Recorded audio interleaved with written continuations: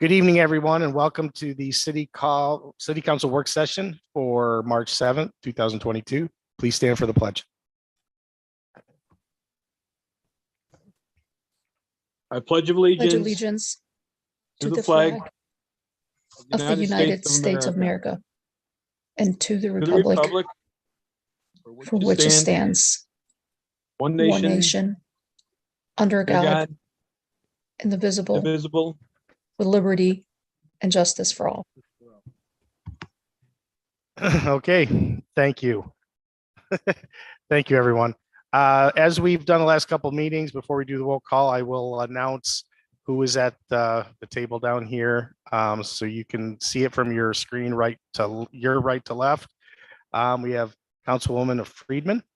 We have our clerk, Lee Rogers, me, Phil Strawn, Councilman Joe Burns, Mayor Jared Cram, and our Comptroller Chuck Shager. And as any other guests or presenters are live down here, we'll present them as they come. Mr. Clerk, could you do a roll call for us? Yes. It looks like Councilman Scaringi is absent. Councilwoman Resnetti. Present. Councilwoman Riley. Present. Councilwoman Friedman. Present. Councilman Burns. Councilman Scanlon. present. And President Strawn. Present.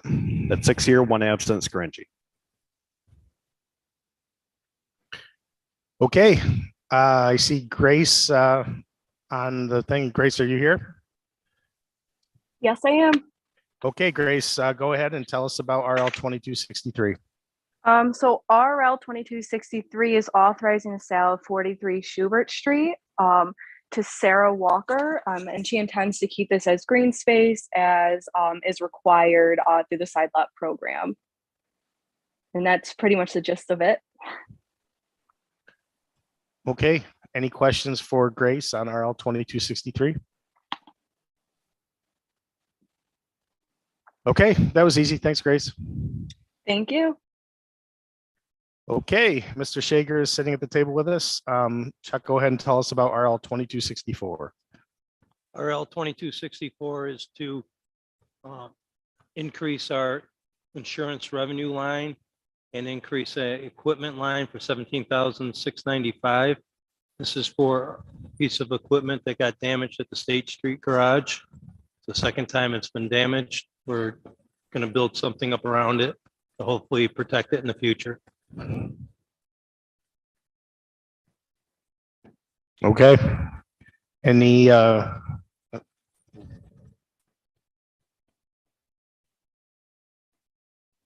sorry, we're hearing ourselves on the thing here. So any questions for Chuck on 2264? Councilwoman Riley, go ahead. Yes, thank you, Council President. Hello, Mr. Shager. So we don't have any type of insurance on this machine where we wouldn't have to pay for an entirely new machine every time it is damaged? We're self-insured as a city and all things like this. Okay. In this case, though, we know who did the damage. They got caught on tape and their insurance company's paying for it. Okay. Okay, so we ultimately we will be reimbursed for the money that's being asked for at this time. Correct. Okay, and then the safeguards to prevent any future damage, is there an estimated cost or will you be coming back with that?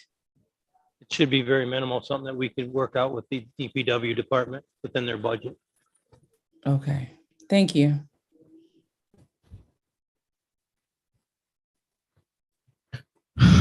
Okay.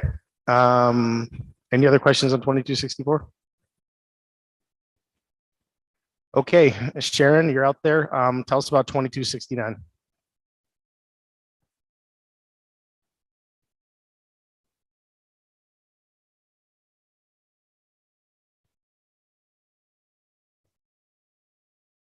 Sharon, are you there? I see you on the screen, but you're muted. Hi, Council President. I apologize. Oh, that's okay. Can Go you ahead read with 2269. Do you mind reading the title of the legislation, please? It's transfer funds for responsibility adjustment in the personnel department.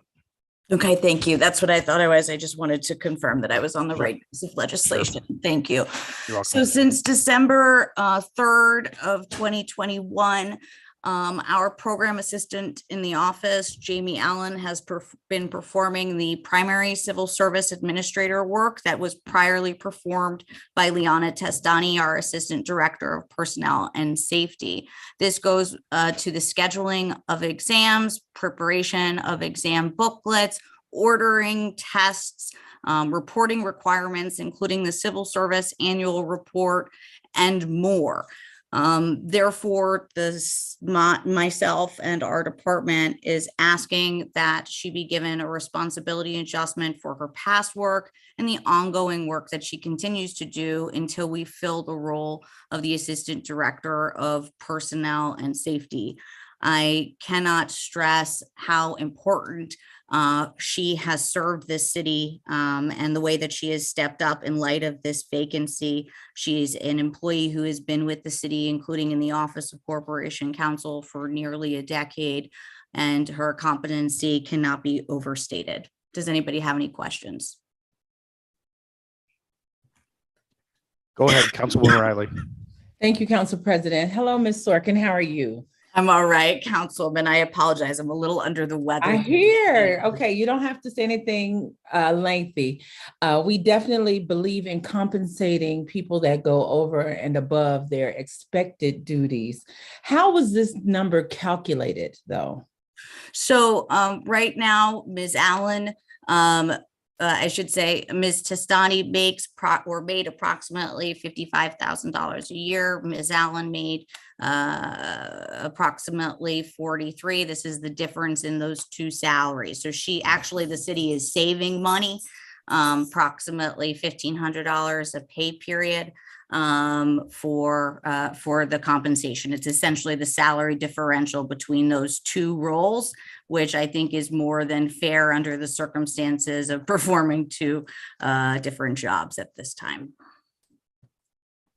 Thank you.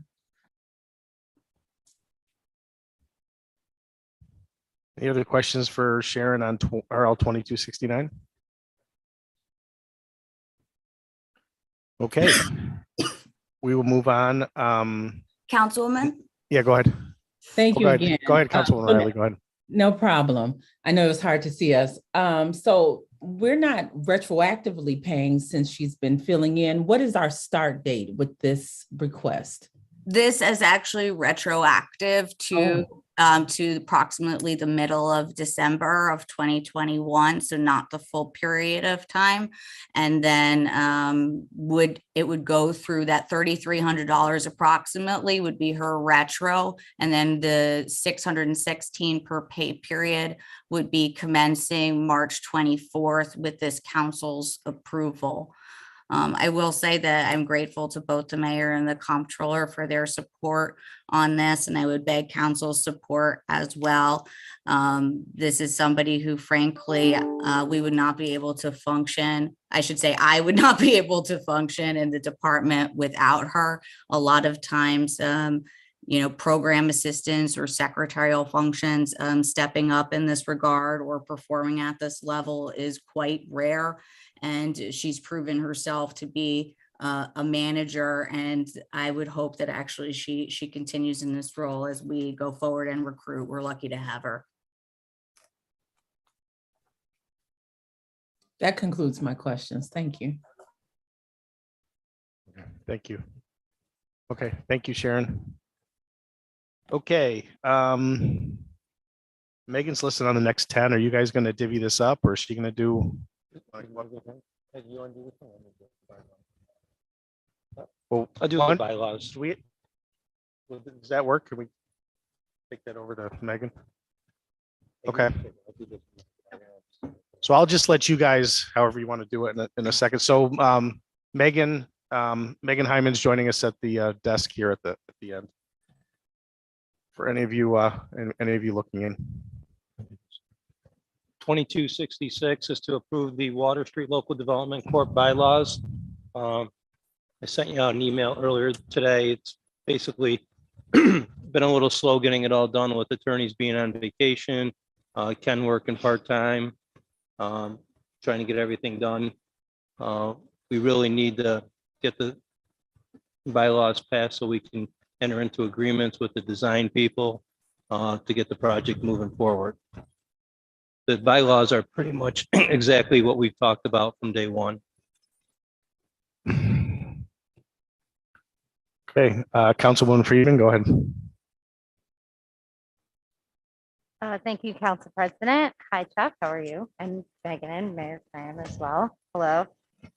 I have a few questions about the specifics in the bylaws. So on page 6G of the packet, which is 3 of the bylaws, section 6, subsection C, it reads, to the extent permitted by law, any one or more members of the board of directors may participate essentially virtually. Permitted by law, is that specifically the temporary laws about COVID virtual meetings, or is this going forward? If we ever make it to a post-COVID era, are they allowed to continue to meet virtually or by teleconferencing? There's an extra packet here. Oh, okay. Said it was section 6.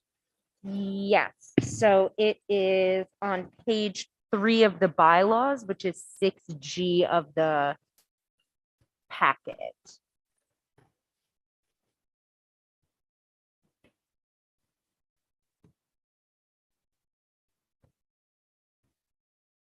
Sorry, it's section 6 of Article 4.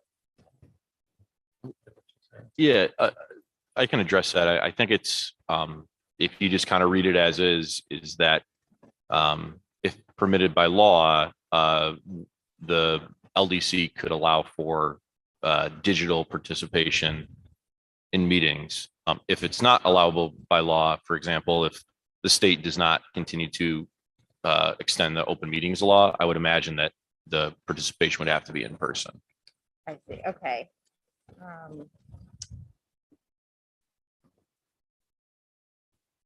Okay, so my next question is on that same page. So Article 5, Section 2, the annual report.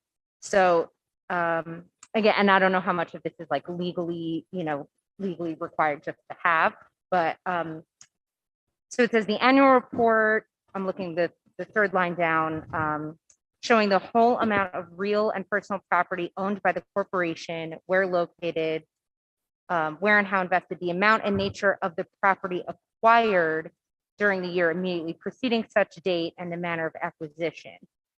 Is it realistic that the Water Street Development Corporation would acquire property if it exists only to manage the Water Street Parking Garage project? It would not.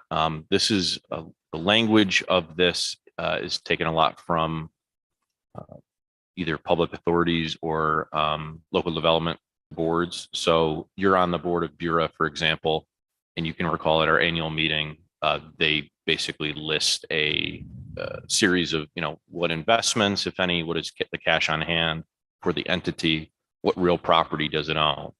For this one, it is a single entity or single purpose development corporation. I would not foresee any real estate acquisitions be necessary as part of this. Okay, thank you. And I think this is my last question that I had, is on the next page.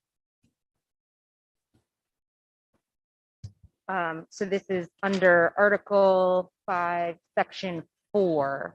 It says that the regular meetings are not, or the board is not required to provide notice of regular meetings. Is that correct?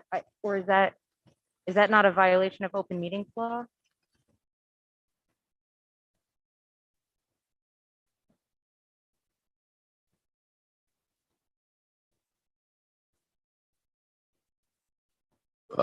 Again, without getting into the legalese of it, I think as it's been operating, it's been operating in adherence with the open meetings law with the posting of meetings, it would follow the same protocols as the BLDC and Bureau in terms of being on the city's website, notice to the media, et cetera.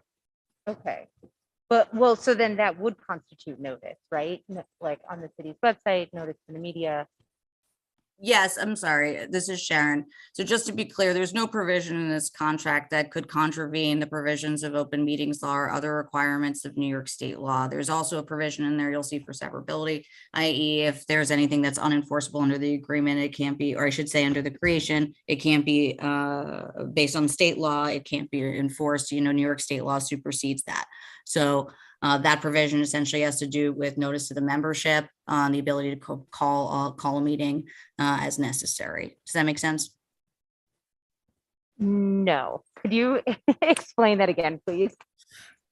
Sure. So the notice provision is by its own terms with regards to scheduling meeting compliant with open meetings law. The language that says essentially such notice does not necessarily have to be given, does not supersede New York state law. It is by definition compliant with it. So in no event can notice be given on less than 24 hours as required by the state.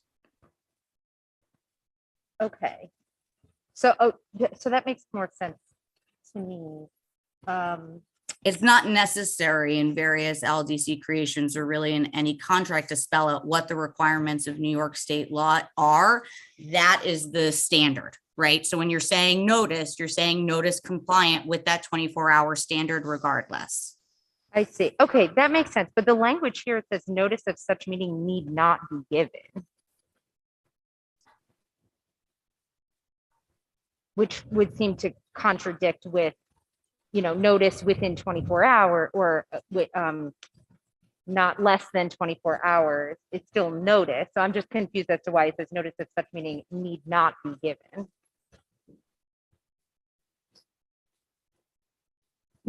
What part of section 3 is that?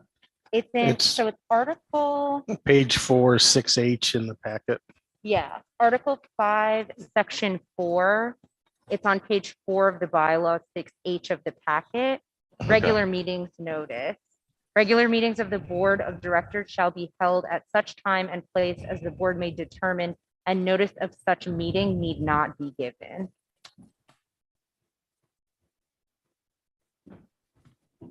I will lean on Sharon on this. I think there's two parts of this. There's notice to members and then there's notice to the public. My reading of it is that if there is a regular meeting that's set, for example, the first Monday of every month, there's a meeting of this board, then specific notice does not have to be given to members of the meeting. But nowhere in this would supersede New York state law as it relates to open meetings. Sharon, if my reading is incorrect, please let me know. No, that's my reading. That's my reading as well. And if you'd like, this is a work session. So Councilman Friedman, I'm happy to put that in writing and explain. In my mind, this is regular board language that essentially means that emergency meetings of the board can be called. And that's the authorizing provision, but in no event can a meeting contravene the requirements at New York State. And right now there are requirements that meetings be posted right within and information about them no later than 24 hours notice. Supposedly the state, let's say, could turn around tomorrow and say, nope, we don't mean that anymore. Right. And then it wouldn't have to be provided on 24 hours notice. So generally this provision can't be seen to supersede New York state law. With that said, I'm happy to take a look at it, with Brian tomorrow and get you something kind of more concrete on that. But none of our local development corporation language, because they are a public entity, can supersede those other public sector requirements. Right. Okay. So if I'm understanding this correctly, this is saying notice of a special meeting or a like a sudden meeting does not need to be given to the members of the board, but it would still theoretically need to be given to the public in order to be compliant with open meetings law. Am I understanding that correctly? Yeah, that's a pretty good summary. Okay. All right, thank you.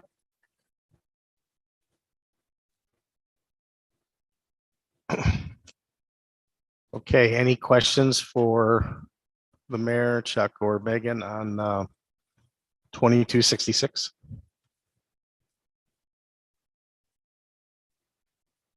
Okay, go on to 2267.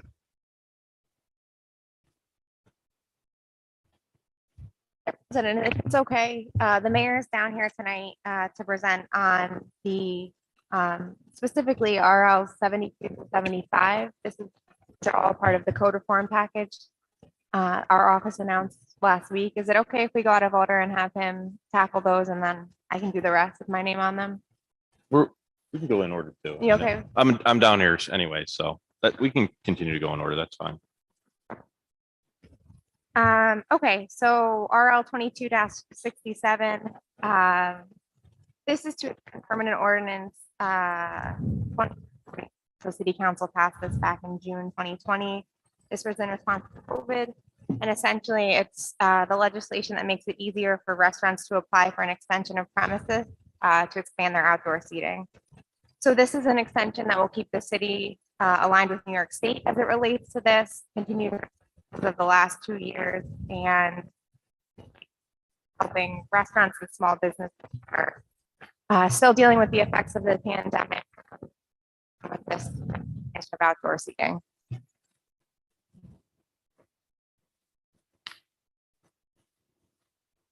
Go ahead, Councilwoman Friedman. Thank you, Council President Strawn. Is this only as long as there's COVID considerations, or are we looking at this maybe as more of a permanent change? So we're looking at aligning this with the New York State legislation. So as long as the city is to sort of that. Okay, thanks. Megan, can I ask you the is there like a width? Because some of them seem like just sidewalk, like on Court Street, but some of them over by the Lost Dog seem like they're out even farther into the. Because I've had some people, I don't know if you've had any from downtown say something that it's different, like over there, that's way out. into The Lost street. Dog, if I understand correctly, their extension of premises is a little bit further. Megan, can I just interrupt you? We can't hear you. You're breaking up. Well, Megan's dealing with the microphone issue. The New York State Liquor Authority Thank you. adopted an extension of premises changes during COVID.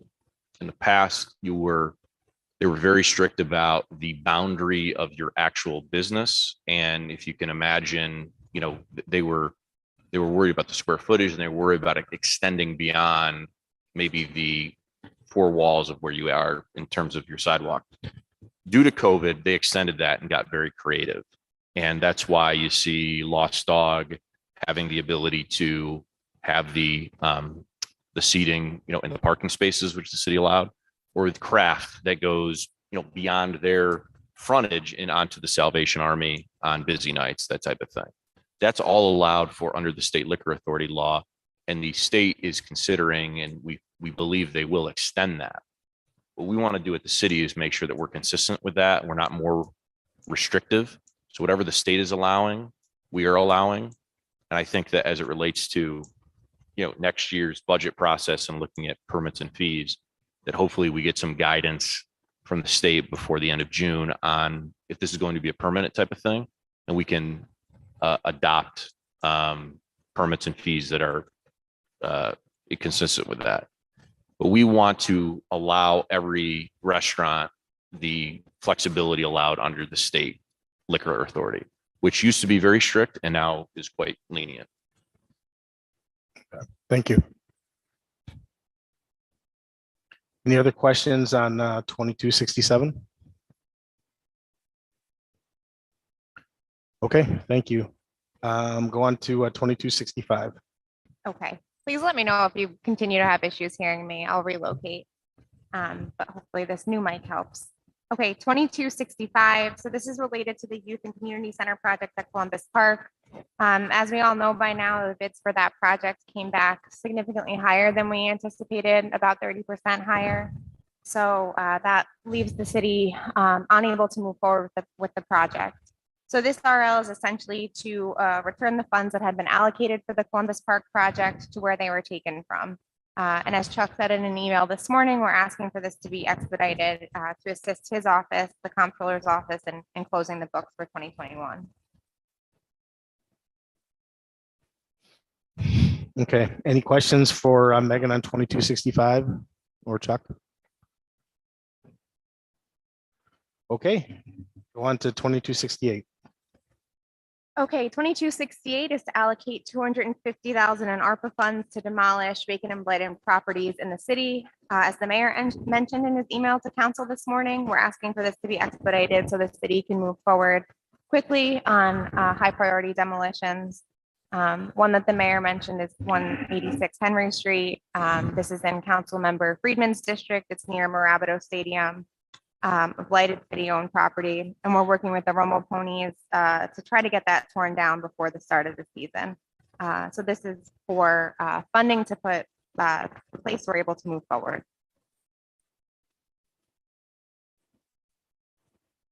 Okay, any questions for Mayor on 2268? Okay. On to 2268. Okay, 2270 and 2271 go together. They're to support a community food pantry run by Outreach Ministries out of St. Cyril's. Our office worked with Councilman Burns on this, and it would essentially fund $30,000 in ARPA money to help the program purchase some new equipment. They're looking at a new walk-in freezer, a refrigerator, and shelving. Outreach Ministries, the program there, works with Broom Bounty to distribute groceries to residents in need, and they're up to serving about 4,400 individuals on average per month. So this is a good project, and we're grateful to Councilman Burns for reaching out to us on this, and happy to support it. Mr. President. Go ahead, Councilman Burns. Yeah, this is the pantry that was at St. Pat's and moved to St. Cyril's that we all went on the tour, most of city council members, and I believe that we were all in favor of going ahead with that.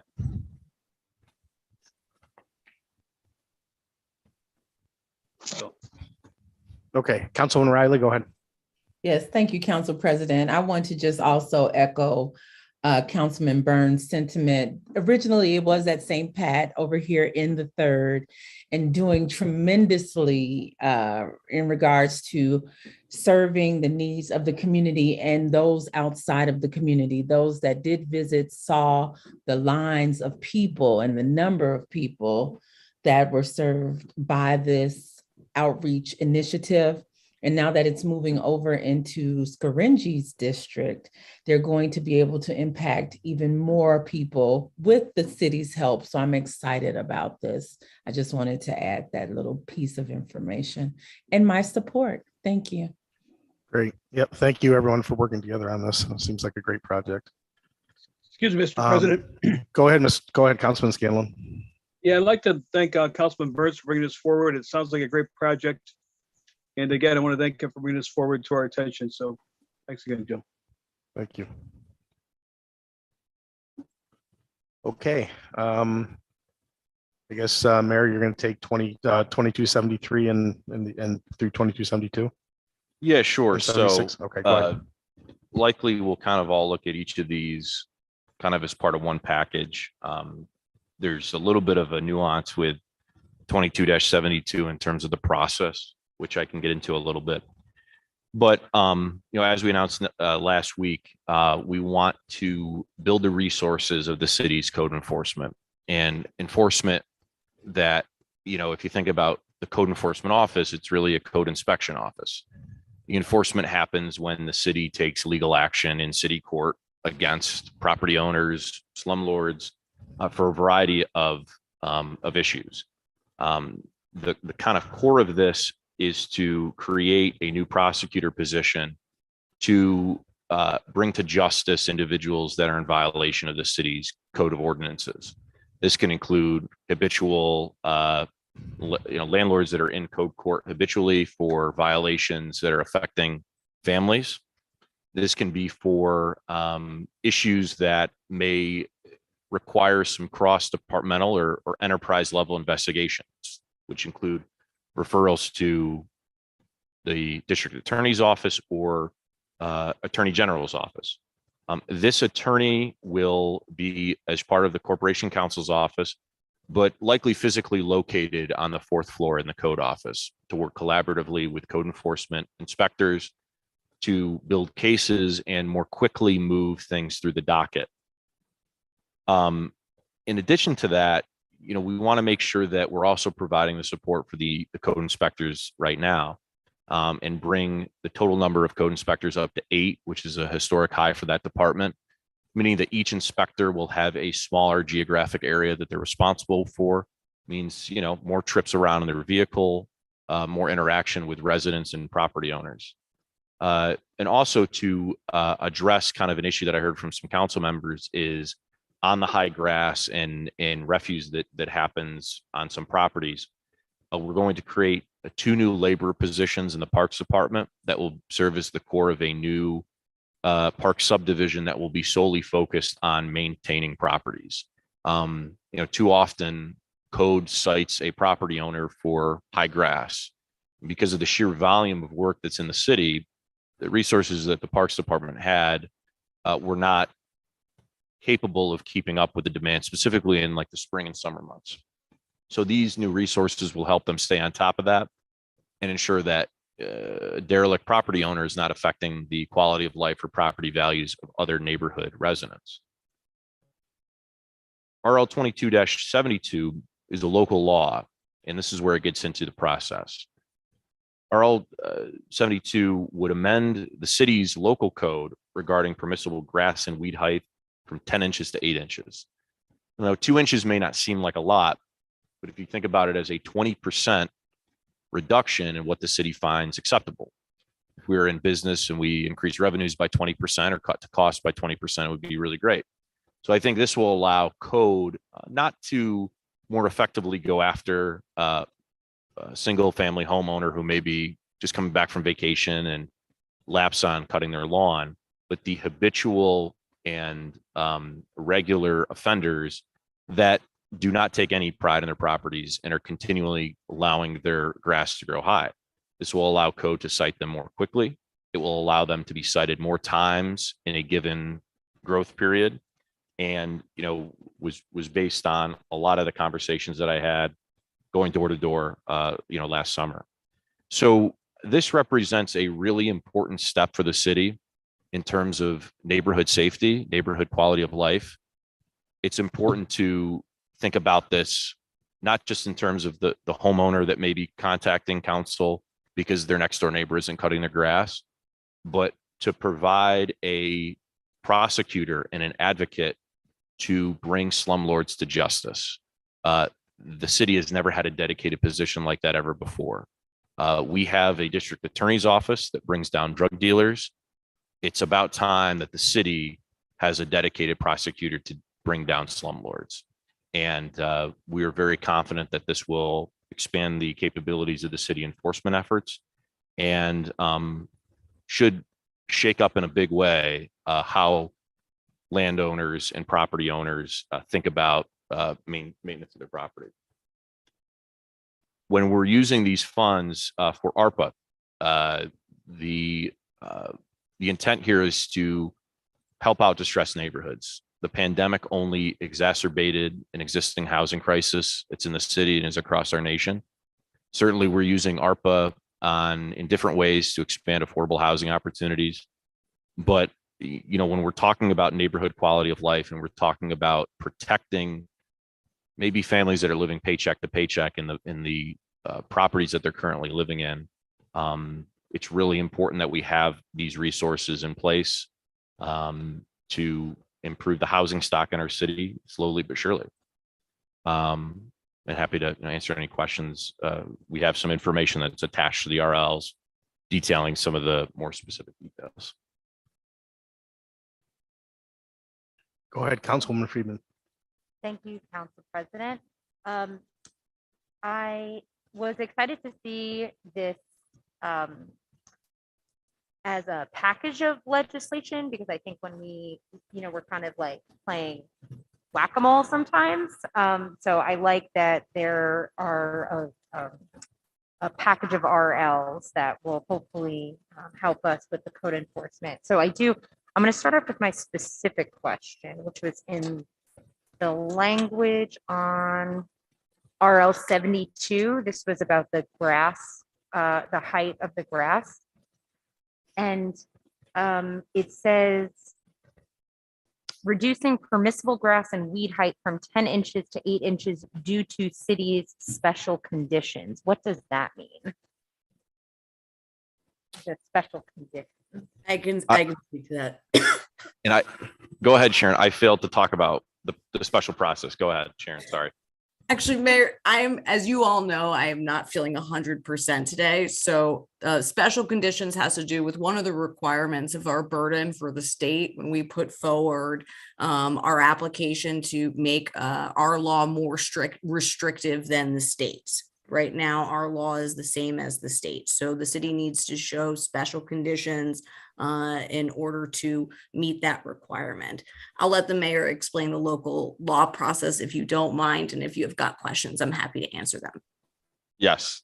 So the local law process, anytime the city adopts a new local law, we are required to file that local law with the Department of State.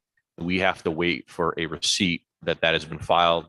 Our clerk has received those for previous local laws before that local law can be enforced or enacted. This has a special provision because it is a part of New York State building, property, and maintenance law that we have to go through a secondary process to put them on notice, basically. And on the Department of State website, you'll see municipalities all across New York State that have more stringent rules on a variety of different issues. It could be their plumbing permits, or it could be grass height. For example, there are many municipalities in Broome County that have an 8-inch. The one that I'm aware of is the Village of Port Dickinson, for example. So there's some that in New York State that are down to 6 inches, but talking to our Parks Department, our Code Department, they thought that was probably a bridge too far. So we settled on 8. What Corporation Council is reviewing right now is what process we have to do. Certainly we have to vote on a local law here in Binghamton. Do we then take it to the Department of State to file the local law and receive back the certification? Or do we go to the Special Circumstances Division, which I think based out of Syracuse, and do that first? We don't know the answer, but we will know before this is hopefully voted on and into business meetings. And I believe a local law requires a public hearing as well. I'm not sure if that is correct. Okay. So to make sure I'm understanding correctly, the due to city special conditions is a preemptive declaration, I suppose, so that we might be prepared to take whichever process the state requires for us to pass a local law. Am I understanding that correctly?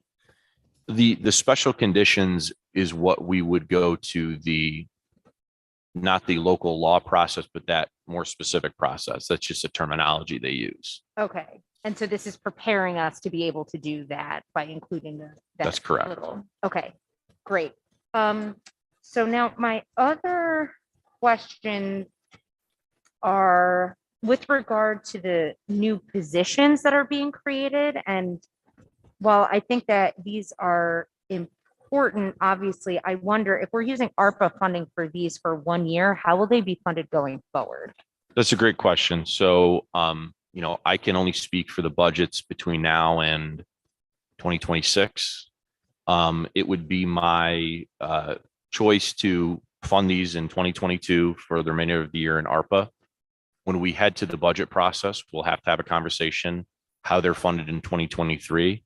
I could see several different avenues, whether we continue to fund them through ARPA as they're in eligible use for the entirety of the next 4 or 5 years of ARPA.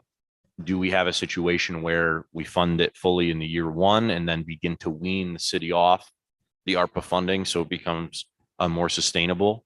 or if there's cost savings in other areas. That's to be determined. The legislation that's currently before city council is just for the remainder of 2022. I will fund these in the 2023 budget as well. So either a combination of ARPA and general fund or fully ARPA. I just add a tack on question. Collection might be a different story, but wouldn't there be theoretically more revenues because of the increased or not increased don't we charge when we send parks out to do these types of mowing? We do.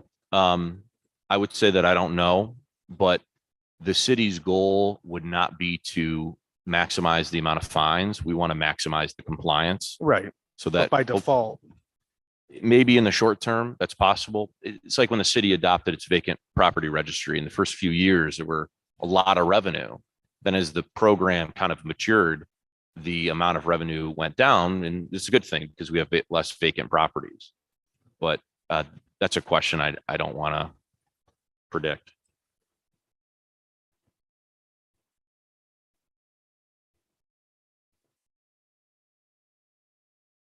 any questions?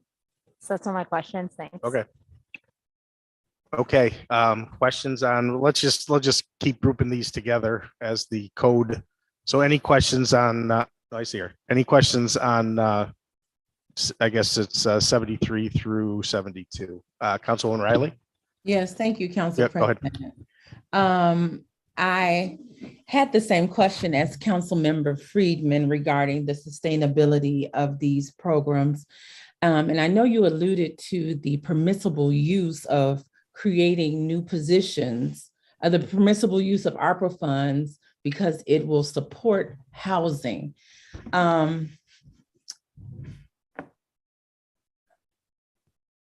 That's a discussion for later, but can we have, I see Mr. Shager there. I'm wondering if we can have an update to the spreadsheet regarding the ARPA funds and what we had a list of things that we were targeting for this budget year, which now have significantly changed. And based upon what we had previously, we would not have the funds to support these positions unless, again, there have been shifts that, again, we didn't receive an update on. In one of these other pieces of legislation we're taking back, I think it's $3 million in ARPA funds. Okay. And there is more than enough money out there to support this and support it for a few years if we wanted to. Using the money that's coming back from the youth center. Yes. And I will send an updated form that I did a little while ago to everyone tomorrow morning. Okay. But even beyond that, even if the 3 million was still at the youth center, we would still be able to fund these positions for multiple years. That's correct. But, and my question is though, because we talked about prioritizing the use of the ARPA funds, and this was not part of that discussion, which is where I was going ultimately. If we remember the 8-page document with 7 bullets on how to prioritize the needs of the community, and the very lengthy commentary we received during public comment, there were needs that were asked of this council and the previous administration regarding ARPA funds. Now, I will say I support some of the changes in code. Code has always said they needed additional help. Park said they need additional help. But again, when it comes to using ARPA funds, which I say over and over, we receive this money because of the large subset of our population that make us qualify for that amount of money. It would behoove us to focus on those needs in those communities. And yes, you can say hiring someone to go assess code will improve the community, but there's no data to show that that will impact the needs of the resident in the current time. You might say you may see change over time, 10 years, but again, the subset of the population most affected by COVID will not reap the benefits of this particular expenditure. So my question is, because we rolled over so much money because of our lost revenue calculation, and because we know there are still needs to be addressed, yes, we did support several agencies and housing and a number of things. Is it time that we reconvene to discuss a strategy for the rest of the ARPA funds, particularly since we are rolling back the 3.1 million that was previously allocated to the youth center, which prioritized youth in one of our target communities? So a couple things. I think number one, the Binghamton's, poorest residents in the poorest neighborhoods are exactly the type of people that will be impacted by this effort. The families that are subject to substandard housing conditions that are owned by slumlords that for years have not been held accountable the way that I think that they should be, will be held accountable to a higher extent. That will be the charge of this housing prosecutor first and foremost. Secondly, the ARPA funds, there were some interim rules that came out through the U.S. Treasury Department, and then there was some final rules that came out. And the ARPA allocation, the way it's been brought in significantly, is very much in line with President Biden's Build Back Better agenda. But if you look at the actual expenditures that are allowable or encouraged, many of them have nothing to do with COVID-related expenditures. Some of them have to simply do with stimulating the economy, getting money into communities, investing in infrastructure, assistance to small businesses, those types of things that would be more considered like a general stimulus package. But one of the things that they made very clear was general government services, if targeted towards providing service in distressed neighborhoods or dealing with things like vacant and abandoned properties, help these communities and are something that the city should invest in. I think I think that this is a good start. I always think that there should be additional discussions with council about priorities, projects, nonprofits that we'd like to fund through ARPA. Councilman Burns did a great job with the research that he did and working with the food pantry. If there are other projects like that, then we should bring them to the table and discuss, and potentially make them a priority and have them move forward. Well, I appreciate hearing that, Mayor Cram. Thank you so much. Councilwoman Friedman, go ahead. Thank you. I have a follow-up to what Councilwoman Riley was just talking about, that one thing that has been helpful, of course, is the spreadsheet to see how we have spent our ARPA funds already. But another thing that I think we would really like, and I think that we've asked for, is kind of a plan of what's the big picture of the future ARPA spending. And obviously that's a living document that might not, it might change over time. But I think one of the frustrations with the ARPA money is that things keep coming to us piecemeal, and individually there's a lot of things that we're happy to approve and vote yes on, but it becomes frustrating when we don't see kind of like what's the big plan, like how does all of this fit in. So if possible, even just like, if we are going to continue these conversations with our constituents about what is the highest priority, and then we can come up with some kind of ideally public document with sort of rough numbers of the maybe the percentage or some dollar amounts of like this amount is going to go to, or we're planning to allocate this amount toward code, or this amount toward essential worker premium pay, or whatever it is, so that we can kind of it'll help us be able to see, okay, yeah, sure, I would love to fund, I'd love to give $200,000 to this because I know that there's $1 million going to this place, or et cetera. Is that something realistic that we could potentially see? So a couple things on that. The difficulty is that there's a couple, okay, so that if adopted or agreed to would still not have any legal binding, because what you describing is something they ran into in Syracuse or Onondaga County, where the county executive was granted kind of authority to spend. And I don't think it's prudent. I don't think city council would ever want to do that, where kind of carte blanche to the mayor to spend as long as they fit into a couple categories. Everything has to go back to city council. So the other important thing to think about on ARPA funding is if we're thinking about the time we have to spend ARPA funding is a football game, we're still in the first quarter. So we're still in the data collection. We're still in the identification of community needs part of this. And the conversations are still ongoing. I'm talking to affordable housing providers about upcoming projects. We're talking to nonprofits, talking to council members about their priorities. So that we will have a better idea once, we learn more. The other thing too is the U.S. Treasury also updated its guidance on lost revenue. So we're able to even adjust calculations there going back. And that's on the final rule that was issued. So again, this is very early on in the discussions. Again, it's just difficult to do that this early on.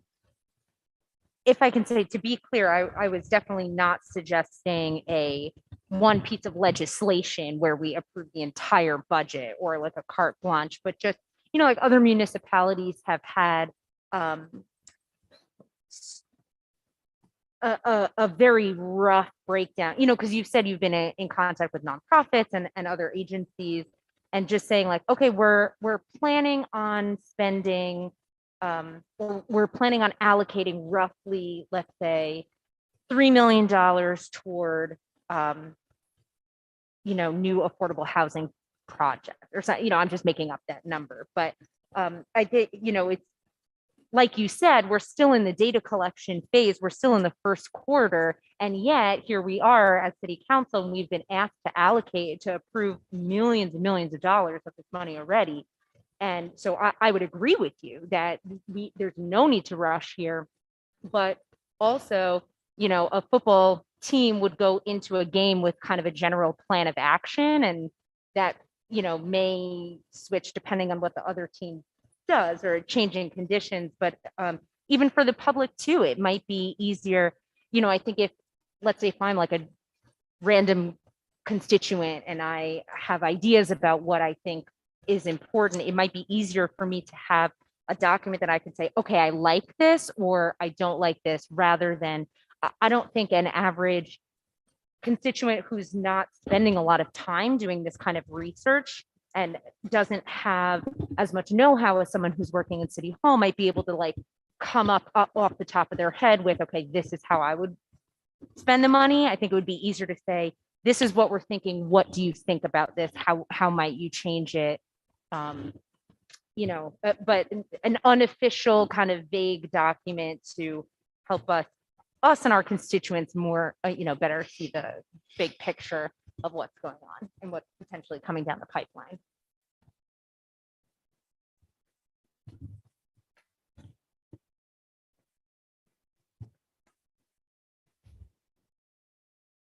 Any other questions for the mayor or Chuck or Megan on any of these items that they've been down to present for us?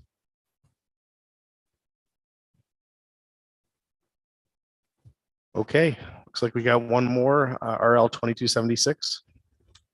Yeah, and this could have had Megan's name on it, but it's got mine, but that's okay. We had a individual retire in the mayor's office who served as secretary to the mayor. In February, we have a new person coming into that role who comes from the Public Works Administration side of things. The individual, because they had been there for a number of years, had kind of a number of different roles and had an 8-hour work schedule. Their replacement will not have that experience, and so wouldn't have as much of the duties on their plate. So as a cost saving measure, when we wanted to drop that administrative assistant position in DPW from 8 hours to 7 hours and put that in contingency. Okay, any questions on 2276? Okay, thank you. Mayor, Chuck, Megan, appreciate it.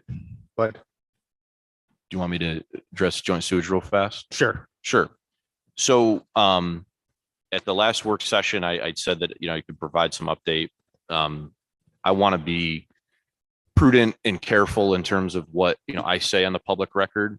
But generally speaking, we believe that insurance will likely cover a lion's share of any of the replacement or damage there. Cleanup continues. The area has been dewatered, but there is extensive cleanup, as you can imagine, with the media and the walls and equipment, et cetera. What I would want for council to get a full understanding of the intersection of the insurance, some of the engineering analysis has been done on the issue that caused this in the first place, as well as kind of next steps. I would recommend an attorney that we've been working with that's been representing the owners in this matter do talk to city council. I would imagine that would have to happen in an executive session to discuss pending litigation or matters that may result in litigation. So we can work and assist on that front to sort of set that up. But the cleanup continues. But the broad strokes are that we believe insurance will be taken care. Certainly a process and certainly one we're monitoring very closely. okay. Thank you for that update. Appreciate it. Okay, Mr. Clerk, anything noteworthy on pending legislation? Any changes? Anything we should be aware of that's different from things we discussed at the last work session? Mr. President, someone's got their hands up. Go ahead, Councilwoman Riley. Go ahead. Yes, thank you, Councilwoman Rezzanetti. Before we move forward, if we are going to have said meeting, it would be prudent not to wait 2 weeks until the next work session for this briefing, seeing that things are progressing and catching wave in terms of media attention. Are we planning a special session for this this meeting with the attorneys? I think likely, yes. Yeah, I apologize. I didn't speak to that. I just figured we would wait to see what that looked like or what the mayor recommended or the attorneys recommended, then we'll go from there. But certainly that would make sense to do it relatively quickly once we have the attorney in place or have an agenda, in essence, something that's concrete that we can discuss. And we should do that as soon as we can. And whether it includes Johnson City trustees or is just subject to our Binghamton City Council, that's a question mark that I have. Okay. So yes, as soon as we find out, like I said, because there's no sense of having an executive session if we don't have a concrete agenda of things that the attorney wants to go over with us. But once we do, we should move pretty quickly based on people's schedules to get that done. Absolutely. Okay, so we will look for some type of update relatively soon. Definitely. Okay. I also just want to make a note that I did not receive notification as the representative from council on the called meetings of the board. I'm not sure who needs to let the team know that that's important, if that's an expectation. So I know Mayor Cram, you did receive an email about the call meeting, but I did not. So I just wanted to have that noted so we can make the adjustments. I will talk to the board. I mean, part of this too is historically, how did city council's representative operate in terms of the board? If they're not, I don't think an ex officio member, I think they were just selected by the president to report back on happenings of the plan. Is that correct? That's something we'll have to look into. I'm not sure. We'll look into that. Thank you.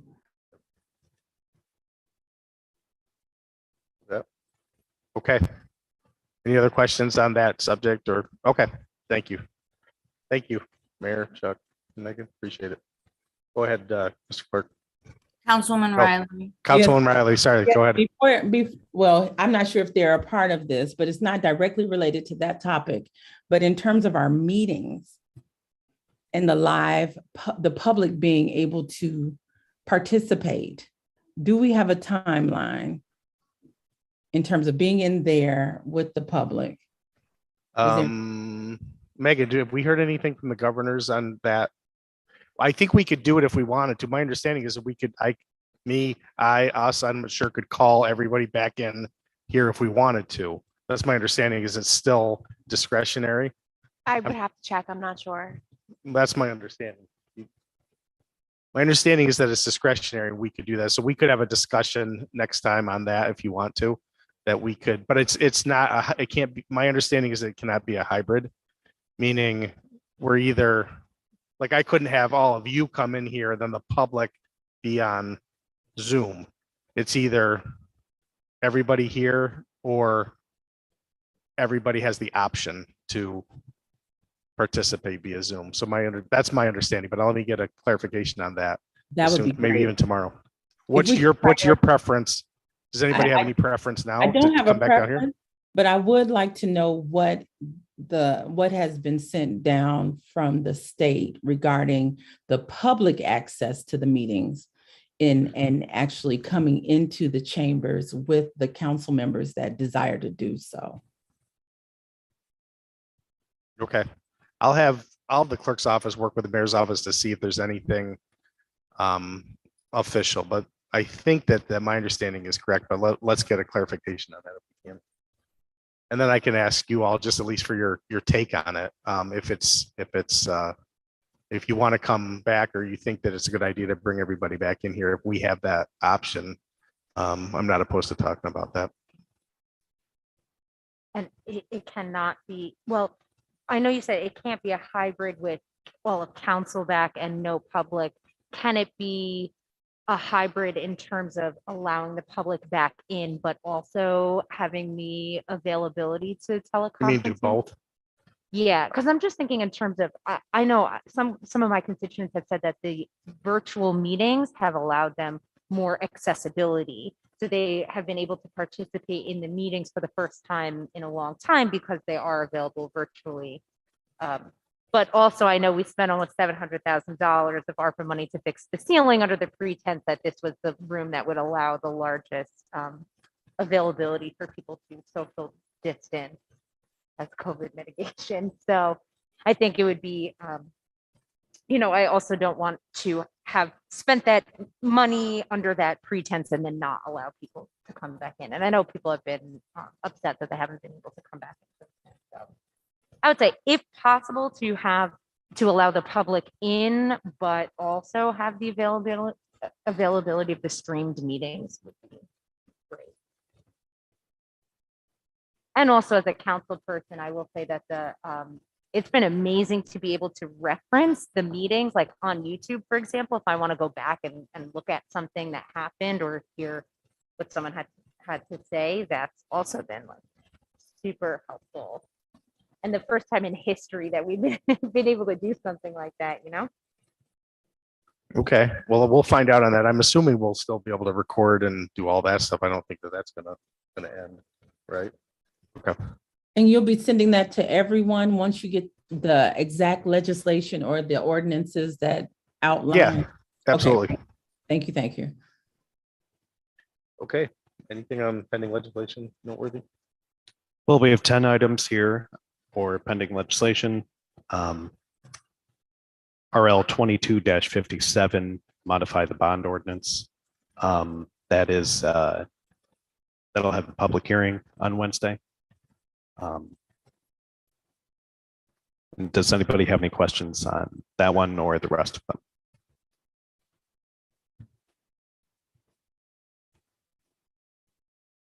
Okay, any questions on pending legislation?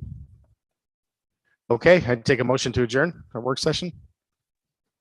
Motion to adjourn. Second.